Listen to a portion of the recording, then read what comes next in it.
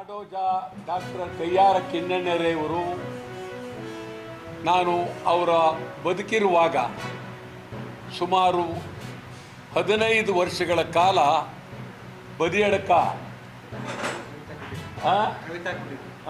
ಕವಿತಾ ಕುಟೀರ ಅಲ್ಲಿಗೆ ಭೇಟಿ ಮಾಡಿದ್ದೇನೆ.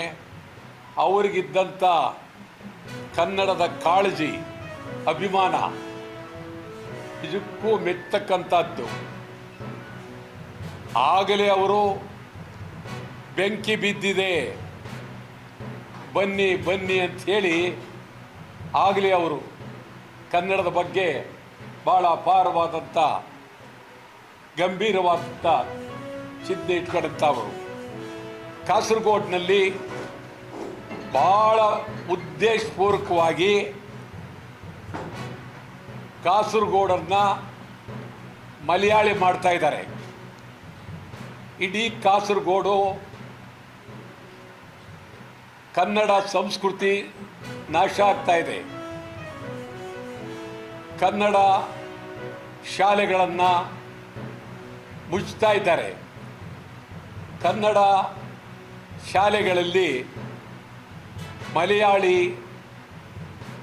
ಉಪಾಧ್ಯಾಯರುಗಳನ್ನು ನೇಮಿಸ್ತಾ ಇದ್ದಾರೆ.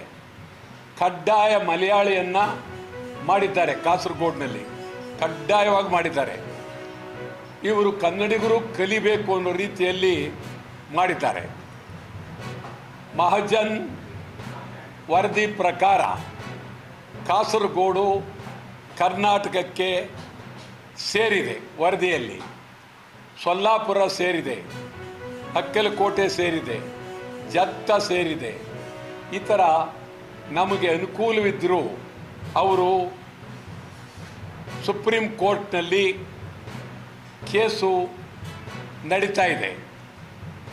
ನಾವು ಮುಂದಿನ ತಿಂಗಳು 2ನೇ ವಾರ ಬೆಂಗಳೂರು ಕರ್ನಾಟಕದ ರಾಜಧಾನಿಯಲ್ಲಿ ಕಾಸರಗೋಡು ಸಮ್ಮೇಳನವನ್ನು ಭಾರಿ ರಾಜ್ಯ ಮಟ್ಟದಲ್ಲಿ ಮಾಡಬೇಕು ಅಂತ ಮಾಡಿದ್ದೇವೆ.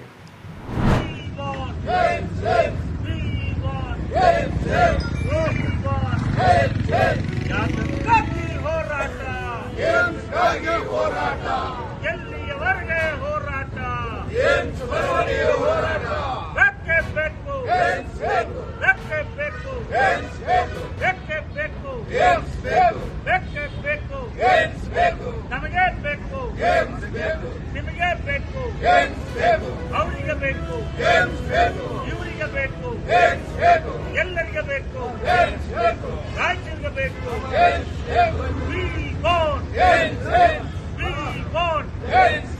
ಹಿಂದುಳಿದ ಜಿಲ್ಲೆ ರಾಜ್ಯಕ್ಕೆ